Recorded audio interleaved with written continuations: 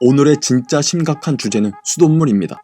대한민국은 유엔이 지정한 물 부족 국가라는 잘못된 인식이 널리 퍼진 것과는 다르게 실제 대한민국은 전국 방방곡곡 어느 곳을 가도 물이 부족하기는커녕 오히려 어딜 가도 물이 넘쳐나니까 물을 너무 펑펑 쓰는 게 문제가 되고 있는 현실입니다. 유엔이 물 부족 국가로 지정한 그 원본 데이터에서도 한국은 물 부족 국가가 아니라 물 스트레스 국으로서 그 수치도 여타 다른 사회 경제학적 요인들은 다 무시하고 증발산 같은 손실을 제외한 수자원 총량을 단순 인구수로 나눈 데이터가 그 근거라 이 데이터로 따지면 우리보다 한참 못 사는 다른 아프리카 국가는 물론이고 북한마저 한국보다 물이 많은 국가로 분류되는 겁니다. 대한민국은 물 스트레스 국가라는 그 근원 데이터는 흡사 대한민국은 성평등 115위 국가로 진짜 누가 봐도 성불평등 국가인 인도, 방글라데시보다도 낮게 나오는 여러 복합적인 요소를 다 배제하고 그냥 단순하게 계산한 그런 통계 비슷한 거라고 보시면 됩니다. 어쨌든 물이 우리 인간, 아니 지구상 모든 생물에 있어서 다른 어떤 물질들보다 가장 중요하다는 건 굳이 장황한 설명이 필요 없을 정도로 지구 생물 전체에 각인되어 있는 본능입니다. 지구 최초의 생명도 바로 바다라는 물에서 시작된 것만 봐도 물의 중요도는 더 이상 설명이 필요 없을 것 같네요. 근데 최근 그런 아주 중요한 그 물에 이상이 생겼습니다. 바로 인천시 붉은 수돗물 사태, 인천 적수 사태입니다. 저는 이 사건이 발생한 게 불과 하루 전 아니면 최대 2에서 3일 전이라고 생각했는데요. 놀라지 마십시오. 무려 2주가 넘었습니다. 보름입니다, 보름. 결국 모든 건 다 사람이 하는 일인 만큼 사고, 날 수 있어요. 실수, 누구나 할 수 있어요. 근데 씨발 이건 물이라는 겁니다, 물. 문산당 이 10세들은 최근에는 국가기관 산업인 철강, 원전을 건드리더니 이제는 물이라는 수자원, 국가기관 산업보다도 훨씬 이전인 그냥 필수 중의 필수, 우리 인간 삶의 필수 요소들 중에서도 기초 중의 기초까지 건드리네요. 문 10세 정권에서 일어나는 사건, 사고들을 보면 자꾸 대한민국이라는 국가의 기틀, 근본을 흔드는 사고라고 말씀드린 게 불과 며칠 전인데 이건 뭐 국가고 뭐고 사람의 생명과 직결되는 거네요. 게다가 인천 서구에서 시작된 이 붉은 수돗물 사태는 진정되기는커녕 시간이 지나면 지날수록 오히려 인천 중구, 영종도, 강화도까지 점점 더 확산되고 있는 심각한 상황이라는 겁니다. 이번 사태의 책임 소재, 굳이 어렵게 생각할 필요도 없이 무조건 인천시장, 국가 책임이에요. 수자원 관리 주체 누굽니까? 민간입니까? 아니죠.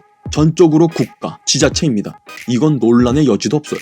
게다가 인천시는 지들은 전혀 책임이 없는 것처럼 십재앙 따라하듯이 개소리 찍찍 싸다가 이제 와서 언론에서 주목하고 보도하니까 수계 전환 때문이라고 말 바꾸고 마지못해 자기들 책임이라고 인정하네요.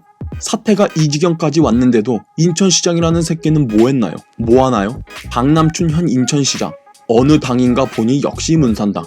과학입니다, 과학.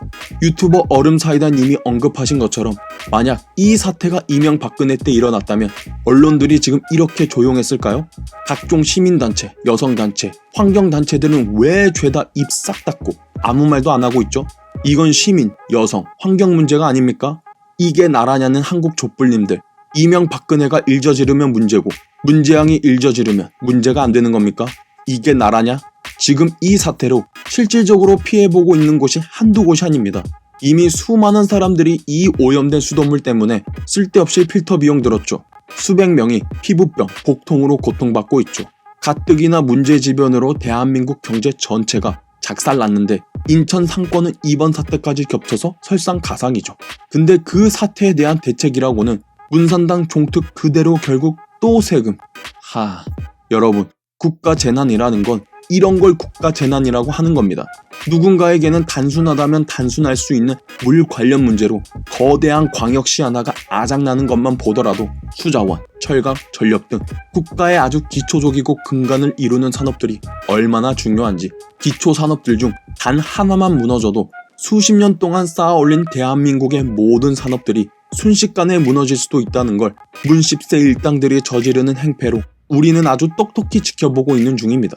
여기서 개념을 조금만 확장해 생각해보자면 그만큼 이 기초산업, 기초과학, 기초기술이라는 게 이렇게 중요한 겁니다.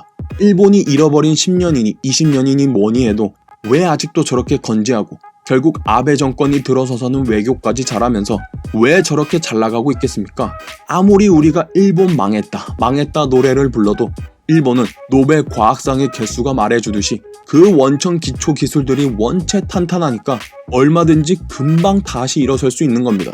생명과 직결되는 이 중요한 수자원 문제를 놔두고 우리 십장은 먼 해외만 나갔다 하면 맨날 북한 타령, 잡히지도 실체도 없는 대화 타령.